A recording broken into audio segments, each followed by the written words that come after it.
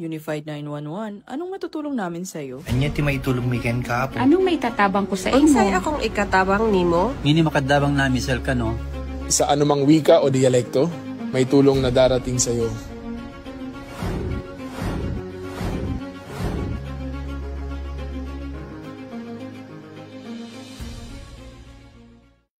Lilingkod sa bawat Pilipino at magbibigay ng tamang impormasyon para sa tahimik at maayos na Pilipinas. Police News Network, alagad ng batas, tagapagtaguyod ng balitang pulis, sandigan ng mamamayan, patnubay ng katotohanan. La Campo Crame, maghahatid ng pinakahuling kaganapan at nagbabagang balita. Ito ang PNN Police News Network. At ngayon, ang inyong mga tagapagbalita. Magandang araw, bagong Pilipinas. Ako ang inyong alagad ng batas, tagataguyod ng Balitang Pulis, Patrolwoman Sari Bernales.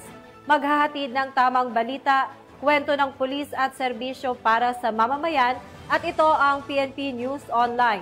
Ang pangunahing balita ng Police News Network, alagad ng batas, tagataguyod ng Balitang Pulis.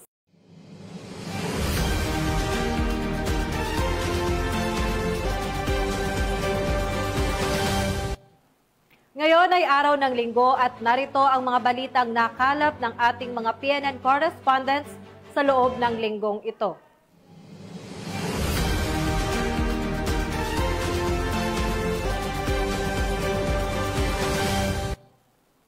Limang hinihinalang tulak ng droga ang naaresto habang mahigit 100,000 pisong halaga ng shabu ang nakumpiska sa magkakahiwalay na operasyon ng PNP Caraga laban sa ilegal na droga. PSSG Iris Joy Laureto, ibalita mo. Nakumpiska ang halos 99,280 pesos na halaga ng hinihinalang shabu at arestado ang 5 sospek sa magkahiwalay na anti-illegal drug operation sa Caraga nito lamang Setyembre 23 taong kasalukuyan. Kinilala ni Police Brigadier General Marshal Mariano P. Maestrado IV, Regional Director ng Police Regional Office 13 ang naaresto na si alias Joe, isang high-valued target sa isinagawang bypass operation sa Barangay Mahay, Butuan City. Nakuha mula sa kanya ang tinatayang 10 gramo ng hinihinalang shabu na nagkakahalaga ng 68,000 pesos. Naaresto rin si alias Zen matapos respondehan ng pulisya ang ulat na nakawan sa barangay poblasyon. Kasalukuyang inihahanda ang mga hiwalay na kaso laban sa mga sospek sa paglabag sa Republic Act 9165 o Comprehensive Dangerous Drug Act of 2002. Mula dito sa Police Regional Office 13, ako ang inyong PNN correspondent, Police Staff Sergeant Iris Joy Laureto, alagad ng batas, tagataguyod ng Balitang Pulis.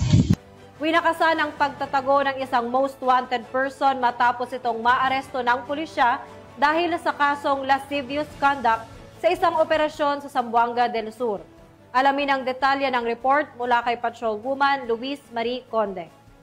Arestado ang isang lalaki sa kasong lascivious sa isinagawang manhunt operation ng Tigbao Municipal Police Station sa Barangay Begong Tigbao, Zamboanga del Sur nito lamang ika-24 ng Setyembre taong kasalukuyan. Kinilala ng mga otoridad ang sospek na si alias Omar, 29 anyos, lalaki, walang asawa at residente sa nasabing lugar. Naging matagumpay ang ikinasang operasyon ng mga otoridad ng Tigbao MPS na nagresulta sa pagkakaaresto sa sospek sa bisa ng warrant of arrest sa kasong lascivious kaugnay ng Section 5B Article 3 ng RA 7610 sa ilalim ng criminal case number na 18590-2K25 na inisyu ni Honorable Ray Camasura Torrecampo, Presiding Judge, Branch 22, Regional Trial Court, 9th Judicial Region, Pagadian City noong September 23, 2025 na may 200,000 pisong piyansa. Kasalukuyang nasa pangangalaga na ng Tigbao MPS ang suspect para sa maayos na dokumentasyon at tamang disposisyon. Patunay lamang ng pambansang pulisya ng Pilipinas, katuwang ang ibang ahensya ng pamahalaan ay hindi nagpapabaya sa kanilang sinumpaang tungkulin na huli ng mga taong tiwalag sa batas, mapanatiling ligtas ang komunidad at ipatupad ang kapayapaan ng bansa para sa umuunlad na bagong Pilipinas. Mula dito sa Zamboanga Peninsula, ako ang inyong PNN correspondent, Patrolwoman Luis Marie Conde, alagad ng batas, tagataguyod ng Balitang Pulis. Nauwi sa pagkadakip ang dalawang hinihinalang tulak ng droga matapos mabulgar ang kanilang operasyon at makumpiska ang mahigit 1.3 milyong halaga ng shabu sa isang matinding buy-bust operation sa bayan ng San Jose. Patrolwoman Julibel Albior sa report. Nadakip ang isang high-value target at ang kanyang kinakasama matapos ang matagumpay na buy-bust operation na isinagawa ng mga operatiba na nagresulta sa pagkakakumpiska ng hinihinalang shabu na tinatayang nagkakahalaga ng 1.3 million pesos sa barangay May Batu Sur, San Jose Antique, 24 ng Setyembre taong kasalukuyan. Isinagawa ang operasyon sa pamamagitan ng koordinadong aksyon ng San Jose Municipal Police Station, Station Drug Enforcement Team, Antique Police Drug Enforcement Unit at PDEA Antique sa pamumuno ni Police Major Jeremy Ayan R. Magbanwa. Positibong kinilala ang mga naaresto na sina alias Jojo Sungi, 38 anyos lalaki at kabilang sa priority target list ng Philippine Drug Enforcement Agency at ang kanyang live-in partner na si alias Cheche, 21 taong gulang, babae at residente ng Bilisan Antique. Na-recover mula sa mga suspect ang isang sachet ng hinihinalang shabu na ginamit bilang buy-bust item, isang nut type plastic na naglalaman ng hinihinalang shabu, 4 na karagdagang sachet kabilang isang brown crystalline substance, buy-bust money at iba pang non-drug items. Umabot ang kabuuang timbang ng mga nakumpiskang suspected shabu sa humigit kumulang 170 gramo at may estimated street value na 1,330,000 pesos. Sa kasalukuyan na sa kustodiya na ng San Jose Municipal Police Station ang mga naarestong suspect para sa dokumentasyon at sasampahan ng kasong paglabag sa Republic Act 9165 o Comprehensive Dangerous Drugs Act of 2002. Ang matagumpay na operasyon ay patunay ng walang tigil na dedikasyon ng Antique PNP na mapanatili ang kaligtasan at kaayusan ng kanilang nasasakupan. Mula dito sa Police Regional Office 6 sa Inyong Police News Network Correspondent, Patrolwoman Julibel Albior, alagad ng batas sa kataguyod ng Balitang Pulis. Isang wanted person na haharap sa kasong carnapping o Republic Act 10883 or the new Anti-Carnapping Act of 2016 ang huli ng PNP Highway Patrol Group sa isinagawang police operation sa Barangay San Miguel, Puerto Princesa City, Palawan. Patrolman Mark Roland Feliciano sa report. Sa mas pinalakas na mga operasyon kontra carnapping at pagpapatupad ng mandato ng PNP Highway Patrol Group, isang wanted person ang huli ng magkasa ng isang police operation. Ang mga tauhan ng Regional Highway Patrol Unit Mimaropa sa pamumuno ng kanilang Regional Chief na si Police Colonel Christian B. De La Cruz na pinangunahan naman ni Police Lieutenant Eugenia D. Junidil, Officer in Charge ng HPG Palawan sa Barangay San Miguel, Puerto Princesa City, Palawan. Kinilala ang suspect na si alias Jancel, 22 taong gulang na nakatira kung saan ito nahuli. Matagumpay pong nakapag-aresto ng isa nating most wanted person.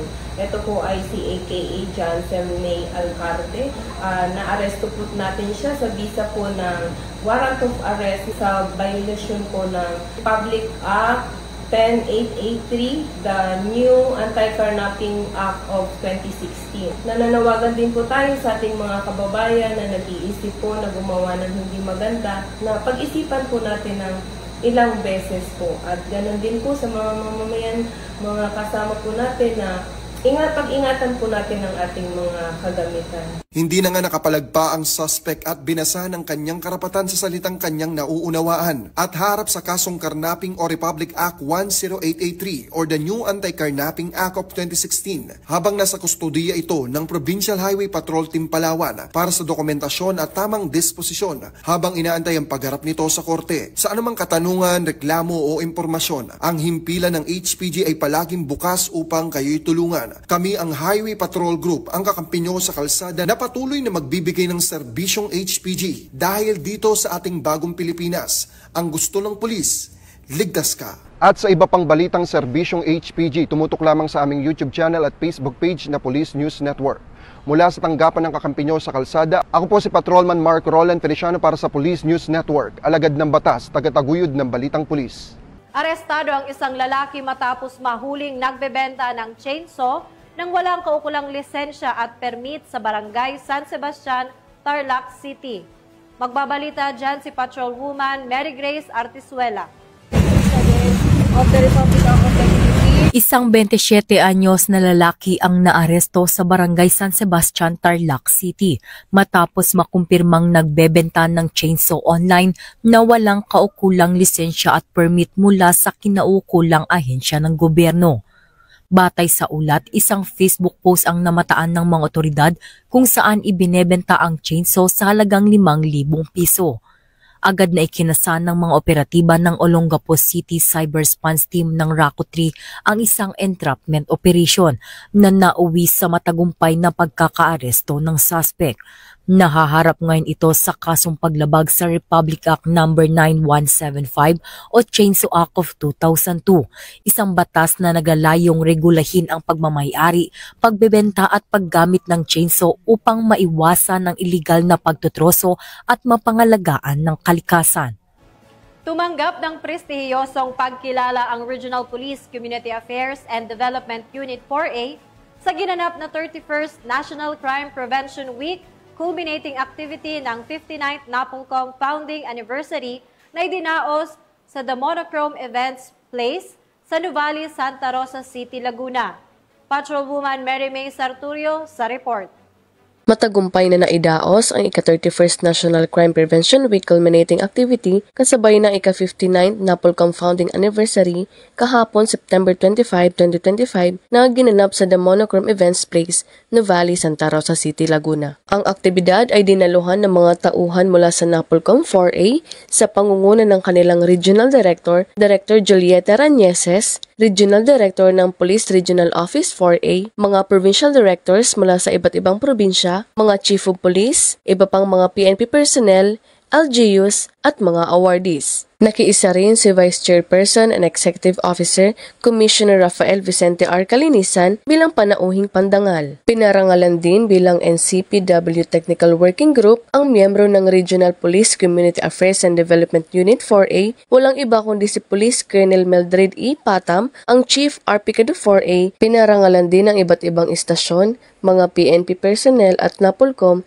sa kanilang huwarang pagganap, pagsikap at kontribusyon sa tagumpay at sa mga makabuluhang programa, proyekto at aktibidad sa pagpigil sa krimen sa rehiyong Calabarzon. Ang naturang aktibidad ay naglalayong mas mapatatag pa ang ugnayan ng lokal na pamahalaan, kapulisan at mamamayan para sa mas ligtas, mas maayos at mas matatag na pamayanan.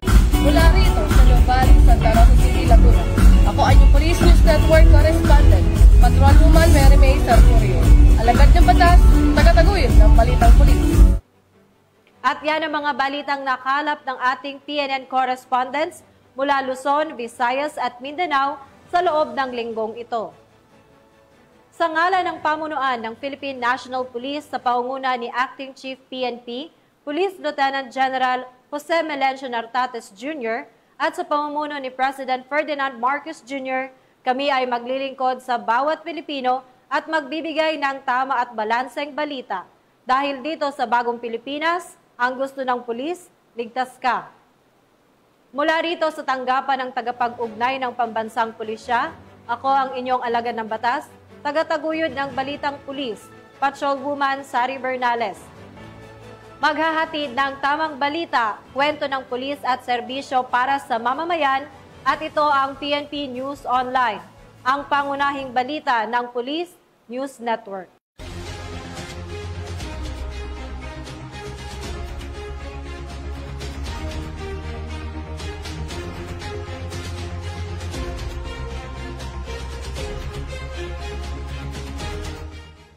Police News Network, alagad ng batas, tagapagtaguyod ng balitang pulis.